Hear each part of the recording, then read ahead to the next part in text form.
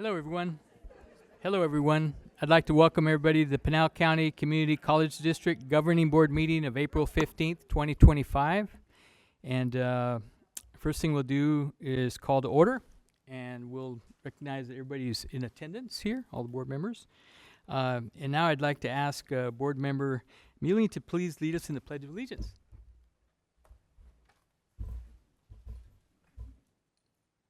I pledge allegiance to the flag of the United States of America and to the republic for which it stands, one nation under God, indivisible, with liberty and justice for all.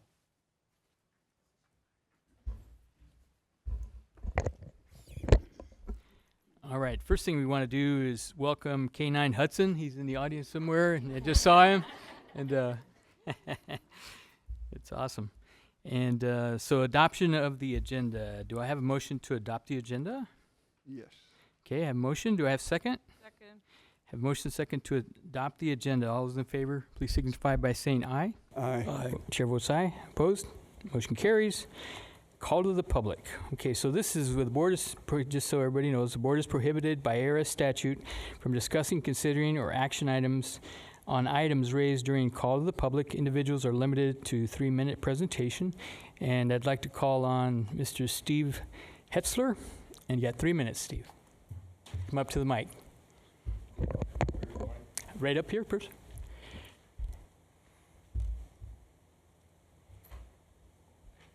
Unknown caller.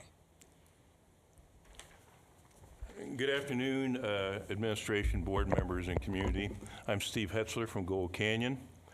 Last week, I shared my thoughts in email on the budget process with the administration board members. For those of you who haven't met me, I wanted you to put a face to the thoughts that I've shared with them. My roots to Central Arizona College probably precede anybody in this room. 50 years ago, I actually started an accounting course at this campus, but dropped it because of work schedule issues. I subsequently added accounting MBA degrees from Arizona State, added to a journalism math education degree I'd gotten from NAU. Since that time, I held accounting positions in the industry where I encountered well-run operations as well as what turned out to be turnaround situations. As I encountered new situations, I learned you never know what you're getting into regardless of what people's experience, education, or titles. I was doing Doge type work before it became a popular acronym. I don't know what I'll find at Central Arizona College, and I'm well aware I may not find anything. However, I found little supporting documentation about the previous budget and precisely how $100 million is being spent, or whether more than a couple hours have been spent by the board on this process. My questions will probably not be answered in the cursory review I'm expecting to see play out in the next couple months. But I understand that the budget is a limiting document, not a mandate, and that even if approved, questions will still need to be answered before money is spent. When I posed questions in my email, I was aware that I may sound patronizing. If that's your feeling, let me ask these final questions. Are the questions I asked important? Are they relevant? If so, do we know the answers? If yes, please share them with me and the public. If not, when can we find out? If never, let me know why not. The types of questions I'm asking are similar to ones I've asked in other organizations. I've tackled these problems with first-generation PCs, first-generation spreadsheets, and unflexible accounting systems. So I would expect that the resources available to this district is not a matter of technology or money, but only one of will. As I bring up additional questions in the future, I'm always willing to sit down with administrators and board members to dig into deeper detail. This will be an iterative process based on quality of questions I find along the way, beginning with the amount and quality of questions I hear and evaluating a $100 million budget. Thank you. Thank you. All right, the next item on action items, we have consideration of the consent agenda.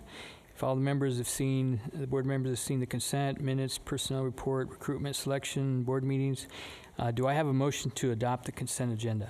So moved. Do I have a second? Second. I have a motion second to adopt the consent agenda. All those in favor, please signify by saying aye. Aye. Chair votes aye. Opposed? Motion carries. And let's move on to number 6. Discussion, approval, disapproval of preliminary draft of the budget for the 25-26 budget year. For publication, actually. Yes. Lisa. Good afternoon, Governing Board President fellow governing board members, Dr. Elliott, Mary Lou, staff, and guests. So you have in your packet the proposal for the fiscal year 26 budget. There's in your packet is all of the schedules that are required to be submitted to the state, and a sheet that gives you some key elements of changes in all of the schedules. So we are proposing that the governing board approve the preliminary draft of the fiscal year 25-26 budget for publication. After approval of the budget for publication, the budget can be decreased but not increased. Are there any questions? Members have any questions? This is a draft that gets published, so anybody? Everybody good with it? All right, so this is an action item, and we'll go ahead and take a motion. All those in favor of approving this for publication 25-26 budget, please signify. Do I have a motion first of all? So move. Do I have a second? Second. Got ahead of myself there. I have a motion and a second to adopt and allow the 25-26 budget to be published. All those in favor signify by saying aye. Aye. Chair votes aye. Opposed? So it's approved.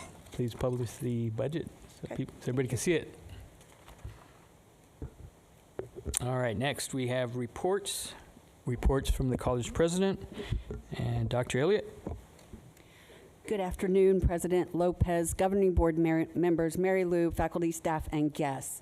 So I have a pretty long update today, so I apologize for that. The first item on my list is the Cultural and Performing Arts Center.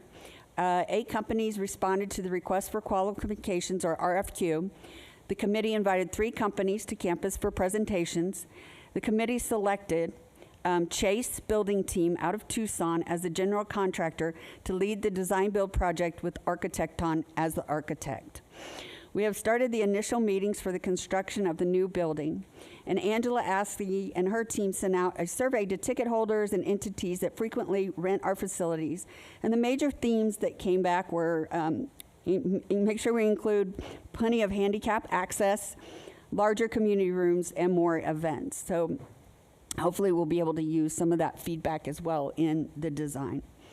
The second item on my agenda is the annexation. The City of Coolidge held a public meeting hearing on Monday, April 14th, for the consideration of the annexation of the Signal Peak campus. Andrew Clegg was kind enough to attend this hearing, and it went very well with support from the council, police department, and fire department. And additionally, it was noted that connecting the Signal Peak campus would help the city with its sewer flow. The Future 48 ribbon cutting was held on April 4th. LG Energy Solutions, along with the Arizona Commerce Authority, Pinal County, and CAC hosted the ribbon cutting for the new Workforce Training Center at SMC. These centers have been named Future 48. As you may be aware, the Arizona Commerce Authority is building several of these centers in partnerships with other community colleges across the state. Before I move on to my legislative update, I'll see if there's any questions about those items. Any questions from members? Comments? Anything? Yeah, Yes. What's the estimated timeline on the annexation? That would be a question for President Lopez. Yes, once the public hearing is taking place, and I believe at the end of the month, then we have a year to get the signature, but it's a one-party annexation, so as soon as I believe early this next month, we can go ahead and annex. It's just a timing issue, and then once it's signed, then the council takes formal action to accept it and then adopt it, and then it's, I think, right then it's adopted. I don't think there's a 30-day emergency clause on it or anything. I think it just it's accepted then. Thank you. Yeah. All right, for the legislative update, Senate Bill 1020, we've talked about this one before, requires community colleges to allow an individual with a concealed carry weapons permit to carry on campus. This has passed the Senate marginally, and it's awaiting the House for its third read. Senate Bill 1036, public resources. Again, we discussed this. Currently, the Attorney General or county attorney can file an action in Superior Court against a public entity if either of those parties have evidence to suggest a public entity used public resources to influence an election. Senate Bill 1036 now allows any resident to bring action in support Superior Court. So this is adding the Attorney General or county attorney. It passed the Senate, and it has it's awaiting House committee and third read. Senate Bill 1084, the Adult Education Program. This is the AC4 Adult Education Bill we are working on with Goodwill and Graduation Alliance. We're fixing some language and asking for an $18 million appropriation. This has passed the Education Committee, passed appropriations, passed Senate, passed Health Education, passed House appropriations, and it's awaiting a House committee read. Community College Baccalaureate degree program reports. It requires enhanced reporting for community colleges to specify in our bachelor programs which degree programs students are enrolled in and projected enrollment by degree program. This passed the Senate overwhelmingly and House Education, and it's awaiting House. Senate Bill 1525, CTEDs. CTEDs, post-secondary institutions, intergovernmental agreements. The bill language is amended mutually with AC4 and CTEDs to allow for the CTEDs to work with the university in offering a course after first conferring with their local community college president in writing to see if the community college can offer the course either directly through another college partnership or that institution. It passed education 4-3. It did pass the Senate overwhelmingly and pass the House Education. This is one we're watching because obviously it could open the door for other people to offer what we do. Senate Bill 1694 instructs the treasurer to withhold state funds from any institution of higher education if that entity has any programs teaching on diversity, equity, and inclusion. It passed the Senate, passed House Education, and it's awaiting House third read. House Bill 2018, private universities.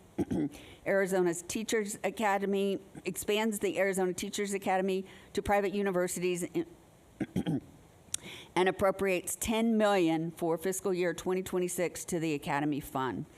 This has passed the House, and it passed Senate Education, passed Senate appropriations, and is just waiting for House read. House Bill 2058 indicates that higher education institutions that require a student to submit documentary proof to enroll of immunization must allow the student to be exempted from immunizations if the student completes documentation indicating they understand the risk of not being immunized. This passed the House, passed Senate Education, and is waiting Senate Committee third read.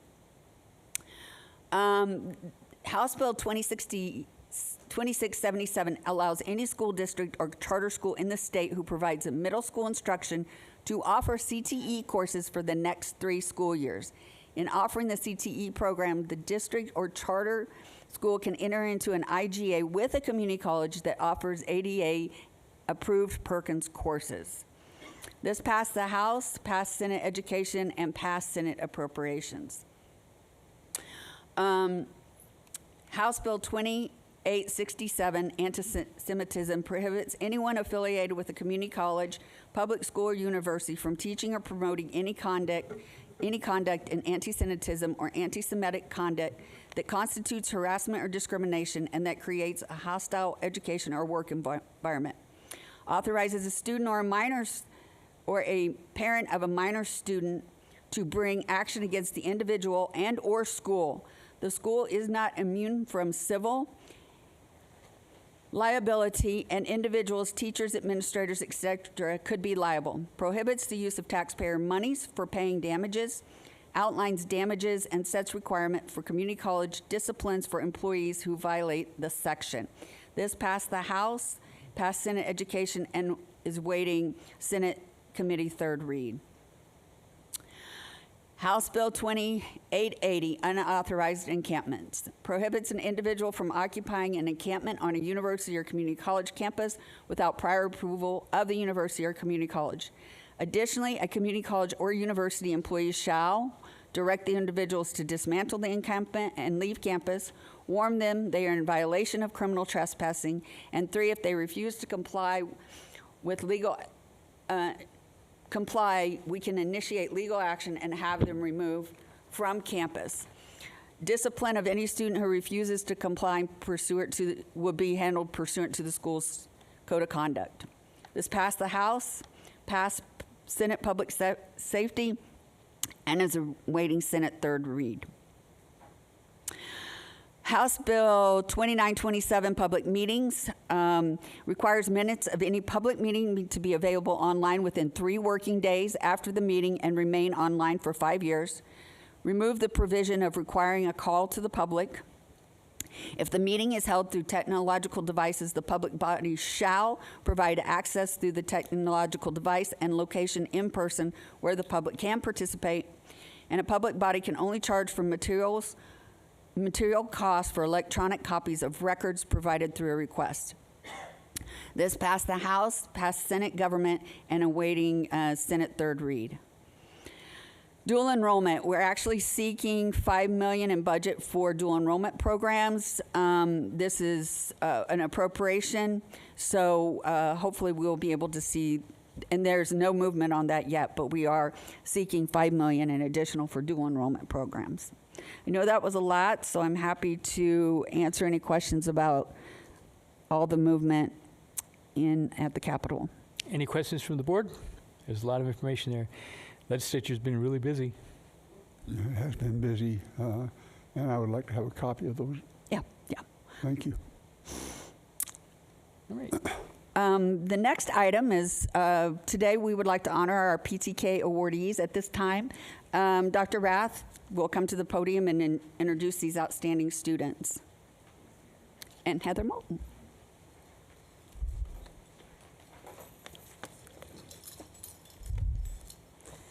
Good afternoon, governing board members, Governing Board President, Dr. Elliott and Mary Lou, and all those attending today. Thank you for giving us this opportunity to share some very exciting news from our Phi Theta Kappa chapter here at Central Arizona College. For those who may not be familiar with Phi Theta Kappa, what's also called PTK, it's an international honor society that recognizes high-achieving students. Membership is open to students who have earned a GPA of 3.5 or higher and have completed at least 12 credits at CAC.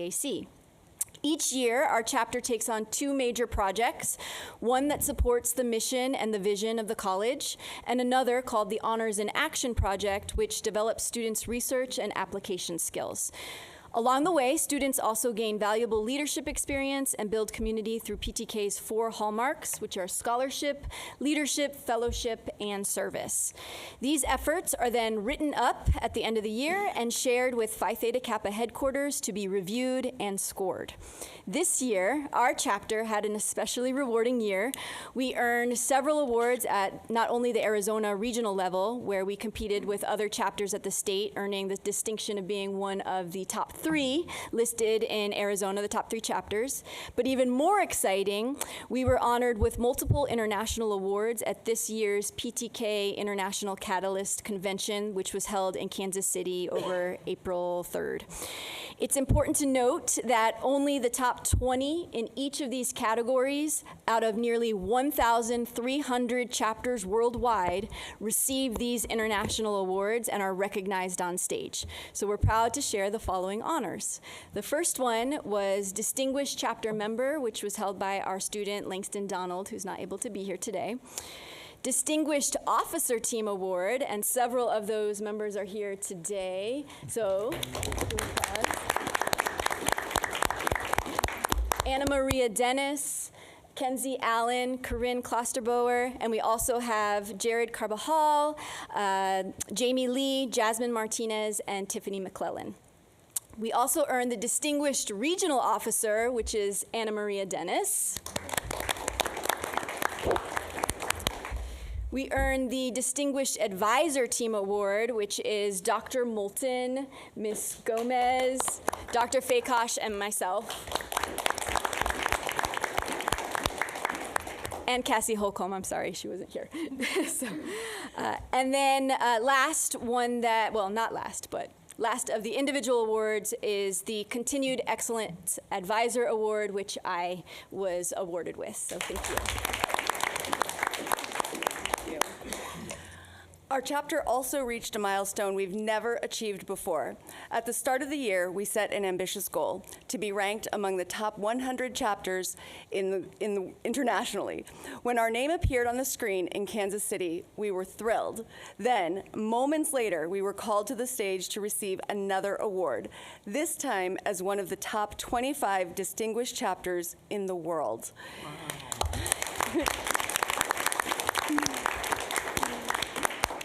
In my 18 years as an advisor, we've never ranked that high.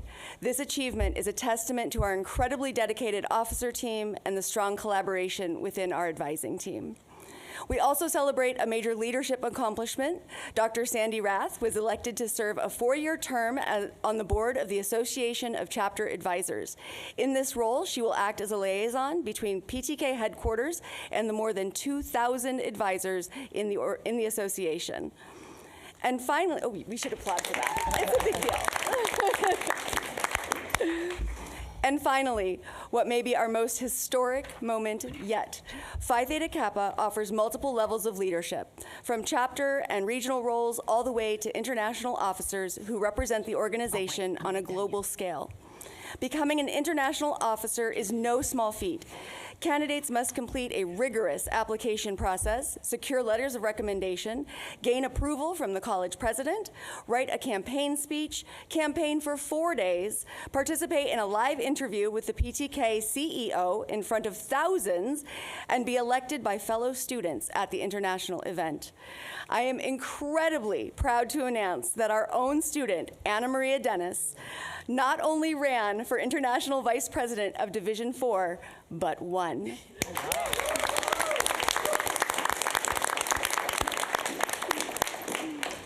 She will now represent Phi Theta Kappa and Central Arizona College as she travels across the country over the next year, visiting chapters and inspiring students from all backgrounds to step into leadership and take bold chances.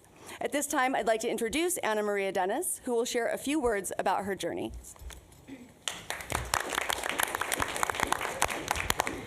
If you can see me, I don't know.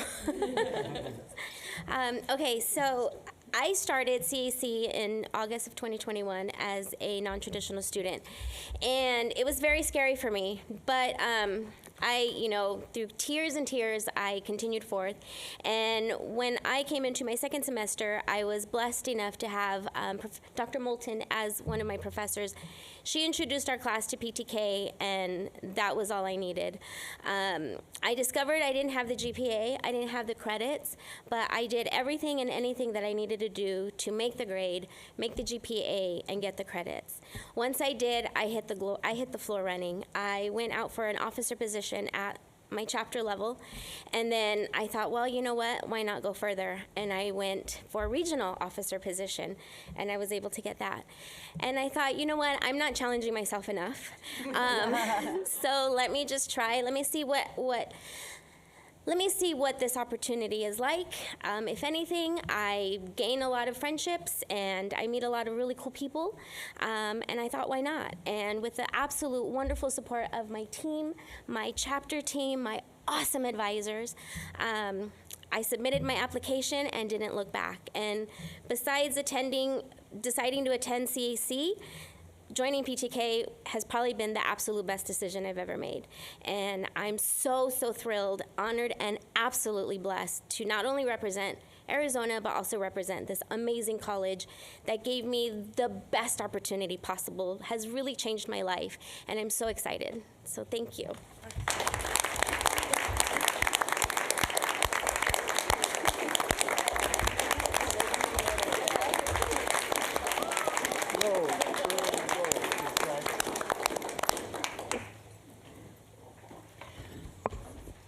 So I have a couple other things on my report under miscellaneous, but I really can't top that. I just wanted to announce that we had a math contest here at Signal Peak the latter part of last month with over 300 students attending the math contest. So that was just amazing. And then one last thing, today I was interviewed by Political Magazine for a story they're doing about our partnership and Lucid Motors and what that has meant for this community. So hopefully when that comes out, I'll get you a copy of that. Other than that, I'm happy to answer any questions. Any questions from the board? Nope. Nope. I think we're good. Thank you. All right. Let's see. We'll go ahead and so our next item is number 8, business affairs reports. First is a monthly budget report. We saw it.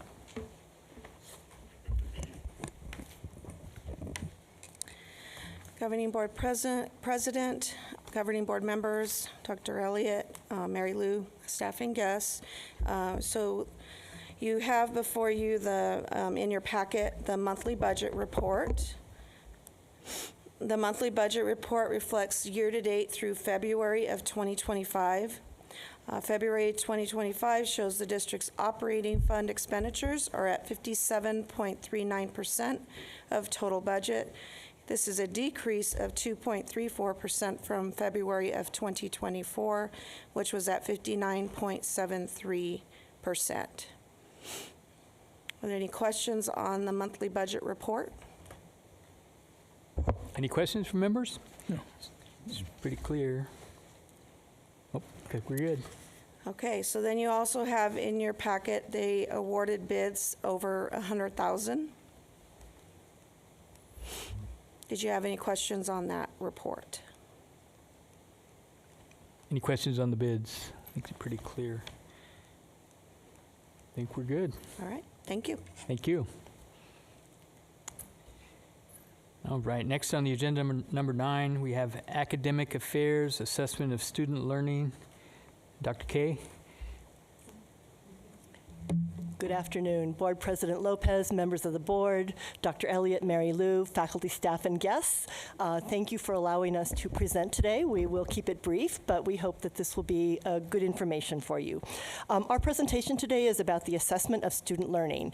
And I know that this is something you may be all very much familiar with. We had a conversation outside earlier, I did with Dr. Odiorn. But although we evaluate students and grade and work on that all the time, we have another level of assessment that we have been tasked by our accrediting agency and really the Department of Education, the U.S. Department of Education, for quite a long time now, probably the past 25 years or more. And this is to assess student learning outcomes. So, sort of bundling things together with some key outcomes that we expect at different levels. So our presentation today is going to be about that.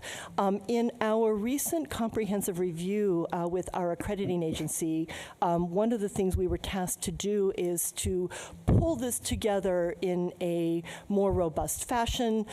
They've asked us to do additional assessments of courses and to better align things. So I'm going to introduce today 2 of the members of the assessment committee, our 2 faculty leads, Professor Mary Keyser, who's a professor of reading and English, and she's actually been working on institutional assessment since well before I was at the institution, and I've got to double check. This is back in 2012. She was part of those early efforts here at CAC.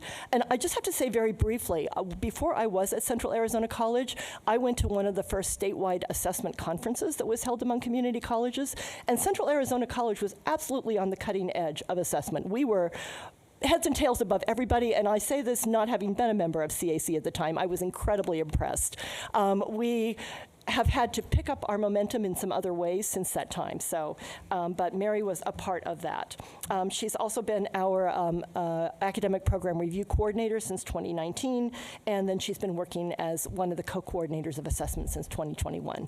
And then we also have Professor Amanda Potts, who is a professor of hospitality and culinary, and Amanda has held many, many leadership positions here as well. She's been at the college a little bit less long, but more than 10 years now? I'm ending 11. 11 years, okay. And she's actually served as a division chair. She has been our dual enrollment academic liaison, and she has also been working as a co-lead of the assessment committee from the faculty point of view for quite some time. So they're going to share the presentation today. Thank you. And Mary's going to start. All right, good afternoon, Governing Board President Lopez, Governing Board members, Dr. Elliott, Mary Lou, and all in attendance. Thank you for letting us present today. We're really excited to share this with you. Do I do this? Oh. Is there a PowerPoint up in there? Yeah, flip over to the next slide. Okay. Oh, there it is. Okay. All right. So we want to share with you our road to assessment and where we've come and where we started. And I'm going to start by sharing a couple of terms with you. And there's going to be a quiz at the end. So, a couple terms you're going to hear throughout this presentation is CSLOs. And CSLOs are college student learning outcomes. They're broad learning goals that reflect knowledge, skills, and attitudes that all students should develop through their overall experience here at CAC. Then you have program learning outcomes, PLOs. When a student is at the end of their degree or certificate program, these are the skills, knowledge that they should have. And then you have measurable student learning outcomes, which are course level outcomes that at the end of a class, these are skills and knowledge that a student should have. When we talk about the assessment timeline, CIC identified that we needed to do more with assessment. So an assessment committee was formed. I joined the committee in 2019, and I joined because I was coordinator of academic program review. And in the assessment section of that self-study form, we would get a narration of the types of assessment that programs were doing, but we really didn't get an analysis or data on that. So I recognized that that was an area we needed to do better on. They were doing it, we knew they were assessing, it just wasn't being documented and analyzed. So I joined assessment in 2019, and we had a large group and lots of conversations. And so in fall of 2020, we decided, we know that everybody's courses are assessing, programs are assessing, but where's the data and where's the evidence? So we made these forms. They were the baseline assessment and the follow-up assessment forms. We wanted to create a culture of assessment. So we decided if we had one course or one program from each of our 13 divisions assessing and completing these forms, then we could guide them through the process, give them feedback on their assessment with the goal of creating a culture of assessment that they would go out to their divisions, and then the next year a different course or program would be assessing and they could help with that. And it worked really well. And programs that were going through the APR self-study the following year were required to assess. We adopted a software tool through Blackboard to help make this easier, and it was the EAC visual data.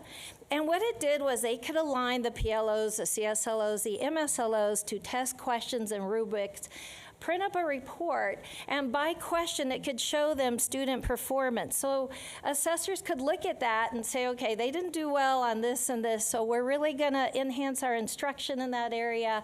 We're going to look at the assessment tool, maybe there were flaws with that. So they looked at the data, they analyzed it, and then they completed the follow-up assessment where they made the changes and did it increase student performance. And that worked really well. And we assigned mentors so they could come to us and say, how am I doing? I have a question. In spring 2021, because assessors really wanted to get feedback, we made a quality of assessment rubric. And we were able to go through and look at different areas. You did a great job on this and this, but you might want to think about this. And then we would do a follow-up rubric after the follow-up assessment to say, we saw improvement here and here, nice job. And they actually really liked that. So the follow-up assessment is what we do to make the loop of assessment happen. And what that means is you're assessing, you're getting the data, you're making changes, you make additional changes, and that loop of assessment is closed. And so that worked really well. From fall 2021 to fall 2023, we made those baseline and follow-up assessment forms a live document. And what that means is through a Teams meeting, they could pull up the document, we could answer their questions, help them with sections they were unsure of. That worked really well. We continue to assign mentors to them, and assessment workshops were presented to assessors. So for spring of 2024, we felt like we are in good shape for this HLC visit. We are doing a great job. And we did meet the assessment part, but with concerns. And so the concerns were, they did acknowledge that CAC engaged in assessment at all levels, and they tasked us with two things. Number one, we were to assess all courses over the next 5 years and demonstrate that we do this. And then we had to better align assessment. So like I said at the beginning, we have CSLOs, MSLOs, and PLOs, and those needed to be aligned. And Amanda's going to go into more description on how we have done that. So as you can imagine, our assessment meetings after we got the report were a little bit stressful, and how are we going to do this? We're going from one course per division per year to how many courses do we figure we have? About 520. So this was a big job, and we put our heads together, we brainstormed, we looked at what other colleges were doing, and one common thing they were all doing was creating an assessment calendar. So I showed Amanda, like, okay, here's what this college is doing, and she's amazing. She created an assessment calendar, and she'll show you that in a little bit, but it's working amazingly well. And how are we going to show that we're doing that? We created a course level assessment summary form. So we're not doing the baseline and the follow-up anymore. We're doing this form. It's a lot easier to fill out. We call it the class form. And Dustin can go in from that class form and collect the data and create a really great report. What tools are being used, what classes are being assessed, what changes are made to close that loop of assessment. So that is working great. And at Professional Development Day, we presented an assessment fundamentals workshop that was well attended, and we worked with the curriculum office to align the PLOs to course level MSLOs and CSLOs. And like I said, Amanda's going to show you the crosswalk and how we are doing that. And we wrote a grant because we really want program level assessment for that academic program review to be excellent. And we wrote a grant, and we're going to be able to work with them the year prior to their academic program review to create a great assessment of their program learning outcomes. So with that, I'm going to turn it over to Amanda. Thank you. Is it the arrow button? Yes. Yeah, okay. Hi, hello. I am so excited to get to talk to you. I will tell you, I could tell you for at least 2 hours all of the things that we're going to do with this committee, but I only have 5 minutes, so I'm gonna do my best.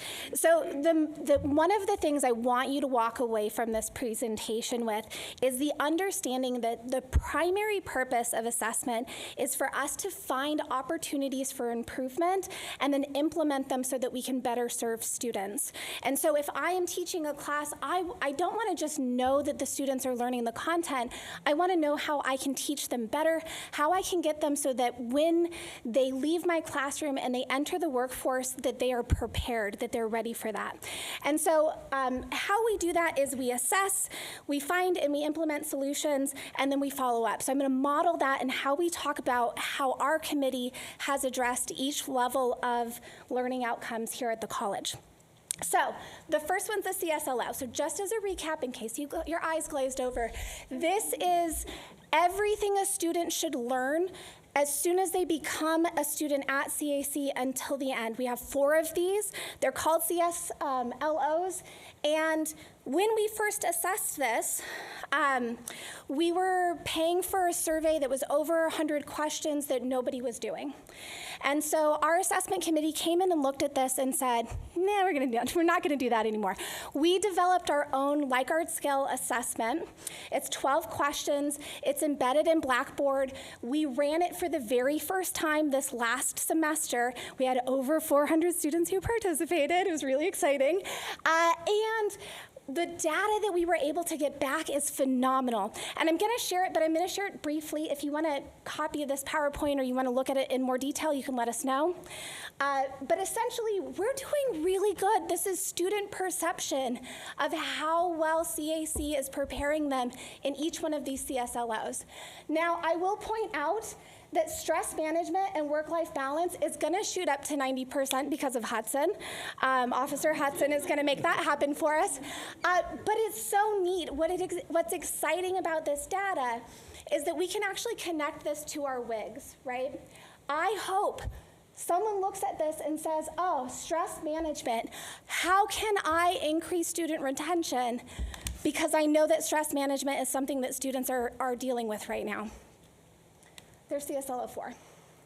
So our next one's PLOs. So if CSLOs are the entire college, PLOs are just an individual program. And I teach hospitality, hospitality, hotel, restaurant management for the college, and culinary arts. And one of the things that Mary and I and our committee discovered was that if you have an accreditation, you're doing quite a bit of this already. But if you don't, and you don't have the scaffolding, and you work and come from business and industry, this might be a little bit more difficult because you weren't classically trained in being able to build assessment. So what we did was we created a opportunity for improvement. And essentially, we're doing a PLO assessment initiative. We are targeting 10 program owners per year for the next 5 years, and we are going to put them through a 4-part series that helps them build a PLO assessment for their program, helps them implement that with our EAC that we're already invested in as a tool to develop statistical information. We're going to teach them how to actually look at and analyze that information, how to find areas for opportunity, and then how to connect those results to our workforce, to our business advisory committee members, so that we know that when a student leaves our classroom that they are prepared. Very exciting stuff. In addition to that, Mary talked a little bit about having a crosswalk between all 3 of our learning outcomes. How we're doing that is through a curriculum crosswalk. What that means is that if I am looking at an individual problem, I can take a moment and step back to see it on a bigger level. So if it's in my classroom that students aren't meeting an outcome, I can look further out to the entire program or all the way out to how the college is showing up for like a specific learning outcome. Last one, MSLOs. So CSLOs, the whole college, PLOs, just the program, MSLOs, an individual class. And we did really good with this. This was probably our strongest area. The problem was our frequency. And so we developed an assessment calendar. This essentially, I'm showing you mine because I'm comfortable with that. Essentially what we did was we went to faculty and we said, hey, tell us when it works for you to do a baseline and a follow-up assessment within your classroom so that you can start looking for places where we need to make improvements. It was very well received. We've had 0 people complain, which is amazing. And there's the freedom and flexibility in that to make sure that it fits within what the faculty is doing. Last thing. We ask a lot of our faculty. And so Mary and I have spent an enormous amount of time making sure that the scaffolding and the resources and the tools are already built for our faculty. So every single person who teaches a class has access to our assessment support, has access to a PLO support page, has access to an academic program review page. Everything that they need to be successful in figuring out and showing up for what we need to do for the HLC has already been built for our faculty to have access to. Any questions? I know that was a lot. Great presentation. Any questions from the board? Doctor? I think you, Professor Potts.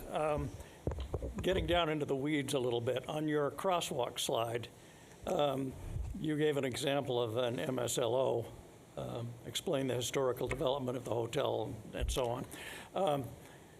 As I look at that as a student, I'm thinking, gee, is this a 2-paragraph essay or is it a series of monographs? What is behind this that allows a student or a faculty member, for that matter, to truly understand what's expected in order to meet the objective? Sure, that's a fantastic question. So I will say one of the models that has been implemented, I can speak to my program specifically, is that the learning outcomes aren't a mysterious thing that just exists. The students are given that information up front. This is what you will learn throughout this entire course. So when my students come into because I teach most of my classes online, the very first thing that they're doing is they're doing a pre-self-assessment. It's a Likert scale assessment. How well do you understand this learning outcome? Scale of 1 to 4. And then they're going to take a post-assessment when they finish the class. And the idea behind that is, one, they have an idea of what the expectation is for the course. How that shows up for them in the coursework is through case study-based components, right? Your great aunt Helga died and she left you $5 million, but you have to turn that into a club. What does that look like? And they have to take the content that they've learned from the class and apply it to their solution. And then they have to make it something that's transformable, something that is presentable. I really focus a lot on how do students get the ideas in their head out into a place where people can hear and see and get on board with them. And then by the time they're finished, they should be able to look at that same list of learning outcomes and tell me how comfortable they are and self-assess as a tool in addition to traditional things like a test or the rubric that's connected to that case study. Does that answer your question? It does, thank you. Wonderful. Again, I could talk to you for hours. Any other questions? Any other questions? Just want to recognize your enthusiasm. It's Yeah, really great. thank you.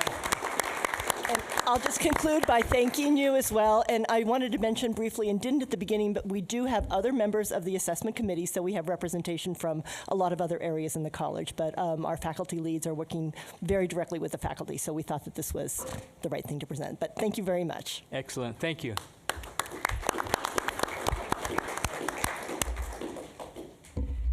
Okay, so next we have call to the board. So this is where the board members get a chance to share things that are happening in their district or any other things they have on their minds.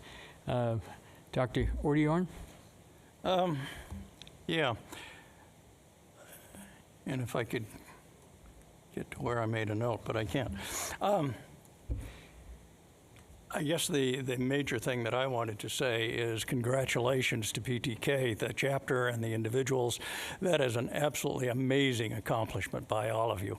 Yeah. And I think we all really appreciate how well you're doing. It's a tremendous feather in the cap of the college and the district. Thank you. Absolutely. Member Mueling.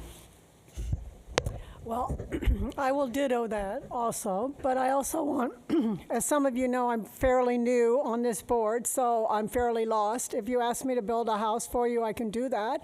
But to understand what you are doing, both of you, is mind-boggling, so I have some studying to do. But I will tell you that your excitement turns people on.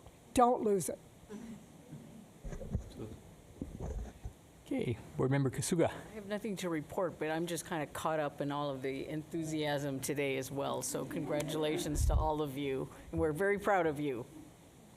Absolutely. Vice President Walker. Yes, it's always a dangerous thing to give a Baptist preacher the opportunity to speak. And I just would like to say that I am a flop. You know what a flop is, I'm sure. A flop is a forgiven, licensed, ordained preacher. And my theme is, I'm not ashamed of the gospel of Christ, but it's the power of God to salvation to everyone that believes, to the Jew first, but also to the Greek. We all have an opportunity to turn our lives around wherever we are and make a difference. And I think I'm trying to do that. If you all be patient with me and forgive me for my blunders, I'll do well. Thank you. Thank you. Just for me, I echo the same thing. So proud, and all the assessments so important. It's great, enthusiasm. It's great, awesome, excellent. Just real quick, I went to the LG ribbon cutting in Apache Junction. That was a great event. Got to talk to the CEO of LG, and that was really, really cool. And some of the things they're doing. And so it was a wonderful event. Also, just those of you probably heard, Nicola, which is down between Coolidge and Elates and Coolidge,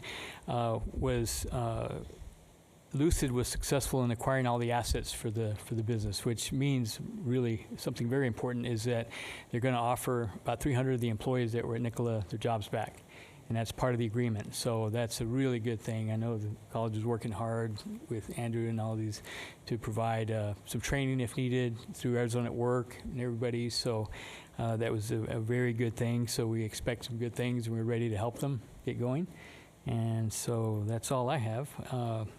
With that, anything else? Oh, Dr. Yeah, one thing I forgot to mention, thank you, Mr. President. Wanted to thank Jennifer Lawson and her team for the work in revising the recruitment and selection policy from last time. Much nicer document. I appreciate it. Absolutely. Thank you for bringing that up. Okay, with that, no more. We'll adjourn the board. Thank you for being here.